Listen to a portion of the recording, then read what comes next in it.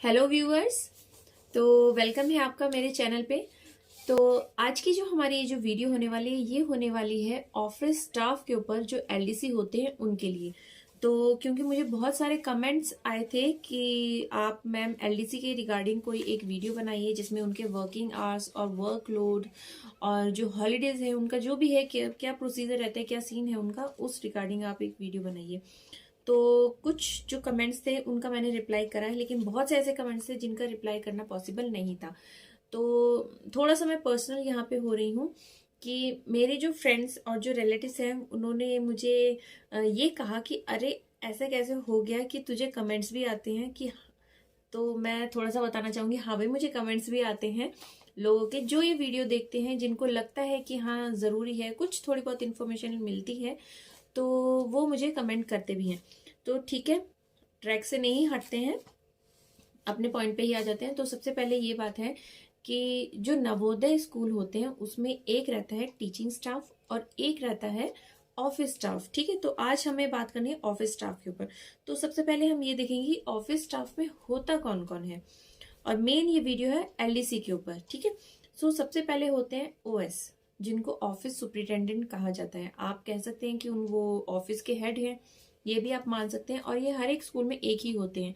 Then उनके बाद होते हैं यूडीसी, ठीक है, अपर डिविजनल क्लर्क। लेकिन उनका ये जो डेजिग्नेशन है अब उसका जो नेम है वो चेंज हो गया है एसएसए, सीनियर सेक्रेटरीट असिस्टेंट। ठीक है, ये भी हर एक स्कूल में एक ही होते हैं। देन उनके बाद क्या है, पहले क्या हुआ करते थे, दो एलडीसी होते थे, लोअर डिविजनल क्लर्क, और उसके बाद एक होते थे स्टोर कीपर। ठीक है, तो अब क्या हुआ है, जैसे यूडीसी का नेम चेंज हुआ है डेजिग्नेशन का, एज इट इज क्या हुआ है एलडीसी का भी चेंज हो गया, ये हो गया जेएसए, जूनियर सेक्रेटरीट असिस्टेंट। पहले दो एलडीसी होते थे और एक स्टोर कीपर, लेकिन अब स्टोर कीपर की भी जॉब को अलग करके उसको भी क्या कर दिया है, जेएसए में ही इंक्लूड कर दिया है। तो अब जितनी भी पोस्टिंग होगी होंगी जेएसए की ही होंगी। ठीक है, तो हम बात कर रहे थे कि एलडीसी की। ठीक है, थोड़ा सा भी जुबान पे मेरे वही है तो इजी रहेगा। ठीक है, तो एलडीसी का पहले मैं आपको ये बता दूं कि उनकी जो हॉलीडेज रहती हैं वो कितनी रहती हैं। ठीक है, उनको मिलती हैं 8 सीएल मिलती हैं, 8 सीएल मिलती हैं उनको। और जो 30 होती है वो उनको ईएल मिलती है। ठीक है, 30 ईएल मिलती है, और उसके बाद उनको मिलती है 20 मेडिकल लीव मिलती है। ठीक है, 20 उनको मेडिकल लीव उनको मिल जाती है। ठीक है, तो ये तो था हॉलीडेज के रिगार्डिंग। और उसमें क्या होता है, जैसे जब समर वेकेशन होता है, समर वेकेशन में 2 मंथ्स की जो भी छुट्टियां पड़ती हैं उसमें क्या होता है, ये जो ऑफिस स्टाफ होता है उनको छुट्टियां नहीं मिलती हैं, उनको रेगुलरली ऑफिस में जाना ही होता है, वो सिर्फ टीचिंग स्टाफ के लिए रहता है। ठीक है, और उन्हीं समर हॉलीडेज के दौरान वहां पे प्रिंसिपल भी रहते हैं। प्रिंसिपल को भी ऐसा कुछ नहीं है कि वहां से कैंपस छोड़ के आपको वहां से जाना है। और रही बात विंटर हॉलीडेज में, विंटर ब्रेक में भी आपको क्या है वहां पे स्टे करना पड़ता है कैंपस में।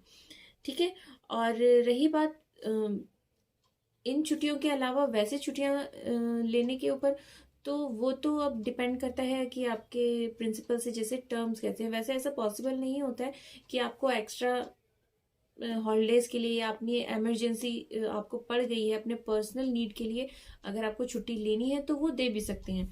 ठीक है, अब बात करते हैं कि एलडीसी का क्या काम हुआ। ठीक है, जितना भी जो अकाउंट्स का जो काम होता है, जितना भी अकाउंट्स का काम होता है उस काम को छोड़कर, फॉर एग्जांपल लेटर्स की ड्राफ्टिंग करना, या स्कूल का और कोई काम है, ऑनलाइन जो भी है सर्वे वगैरह करना, या ऑनलाइन इंफॉर्मेशन लेना है या कन्वे करना है। ठीक है, वो जितना जो काम होगा वो सारा क्या होगा, वो एलडीसी के ही ऊपर आता है। तो पहले क्या होता था, जो ज्यादा ऑफिस का जो काम होता था वो दो एलडीसी को दिया जाता था, और उनमें क्या है एक दो स्टोर्स वगैरह को डिस्ट्रीब्यूट करा जाता था, और बाकी सारे क्या है स्टोर कीपर को दिए जाते थे। लेकिन अब क्या करा जाएगा, जितने भी अपॉइंटमेंट्स होंगी, जो जेएसए की जो अपॉइंटमेंट्स होंगी उसमें क्या है, जितने जो स्टोर होंगे वो इक्वली तीनों में क्या है डिस्ट्रीब्यूट होंगे। बस बात ये है कि वहां पे वो सीट क्या है फिल होनी चाहिए, वहां पे वो जो जीएसए है स्कूल में मौजूद होना चाहिए। तो उससे क्या होगा, जो प्रिंसिपल है वो आप ही को स्टोर्स की अलॉटमेंट होगी। अगर नहीं है, इन केस स्कूल में जीएसए नहीं है, तो वो जो स्टोर्स हैं वो आप किसी और को भी क्या है उनको अलॉटमेंट हो सकती है, आपको दिया जा सकता है। और एक और बात कि जितने जो स्टोर्स होते हैं, इसमें जितना मुझे पता है कि हर एक 3 साल के दौरान, हर एक 3 साल में क्या है उनका रोटेशन होता है। ठीक है, जितने भी 3 जो जेएसए होंगे उनके पास आपस में जितने भी स्टोर डिस्ट्रीब्यूट होंगे वो हर 3 साल में आपस में दोबारा से रोटेट होंगे। ठीक है, तो और मुझे, और हाँ, और रही बात कमरे की, रूम की, आपको किस रूम की अलॉटमेंट होगी, मैं पहले भी बता चुकी हूँ कि जिस रूम में मैं रहती हूँ, हमारा जो रूम है, मेरे जो हस्बैंड है वो भी जीएसए ही है, मेरा जो रूम है 2 रूम सेट है, वही रूम की अलॉटमेंट एलडीसी को होती है। ठीक है, और रही बात वर्किंग आवर्स की, जो जीएसए है उनके वर्किंग आवर्स का क्या फंडा है, तो उसमें ये होता है कि आपको नॉर्मली जैसे मैंने देखा है, या जैसे मेरे हस्बैंड है, तो उसमें क्या होता है, आपको 9 o'clock पे आपको जो ऑफिस है वहां पे जाना है, और उसके बाद आप क्या है 1:30 पे या 2 o'clock पे वहां से आप आ जाते हैं। देन आपको क्या है, आपका लंच होता है जो भी है, और उसके बाद आपको 3 o'clock पे या 3:30 पे जैसा भी आपका शेड्यूल है, वहाँ का जो भी है मोल्ड हो जाता है, उस अकॉर्डिंग क्या है आप जा सकते हैं। 3:30 पे जाने के बाद आपका जो इवनिंग का जो वर्किंग आवर रहता है 5 o'clock तक या फिर 6 o'clock तक, वहाँ पे आपको काम जो भी है करना पड़ता है। हाँ, रही बात एक्स्ट्रा वर्कलोड की, एक्स्ट्रा वर्कलोड जैसे कि जेएनवीएसटी के एग्जाम हो गए, या फिर इलेक्शन वगैरह का कुछ हो गया, या फिर टेंडर वगैरह हो गए, एडमिशन्स हो गए, उस टाइम पे थोड़ा सा वर्कलोड जो है बढ़ जाता है। और उसमें भी आपको क्या है, मैक्स हो सकता है कि 7 या फिर 7:30 तक, बाकी डिपेंड करता है प्रिंसिपल और आपके ओएस पे डिपेंड करता है, वो आपको कब तक ऑफिस में रखना चाहते हैं, आपसे कब तक वो लोग जो भी है काम निकलवाना चाहते हैं, तब तक आपको वहां पे स्टे करना पड़ेगा। और यही है। और हाँ, और कुछ लोगों का ये भी क्वेश्चन था कि मैम अगर हम जैसे कैंपस में स्टे कर रहे हैं, फैमिली नहीं है, तो खाने वगैरह की क्या दिक्कत रहेगी। और पहली बात तो ये है कि अगर आप नवोदय आ रहे हैं तो आपको अच्छा कुक होना चाहिए। ठीक है, कुक अगर नहीं भी है तो आपको यहाँ की जो कंडीशन है, कंडीशन में रहते हुए आप अपने आप अच्छे कुक हो जाएंगे। और अगर नहीं भी है, इन केस नहीं भी है और स्कूल रन कर रहा है, हॉलीडेज नहीं है, तो आप यहाँ पे तीनों टाइम, कभी भी तीनों टाइम मेस में आपको खाना मिल जाएगा। तो खाने की तो टेंशन लेने की जरूरत नहीं है, तो पहले आपको मेस में मिल जाएगा, उसके बाद आप अपने आप ही एक अच्छे कुक बन सकते हैं, तो यहाँ पे आपको खाना इजीली मिल जाएगा।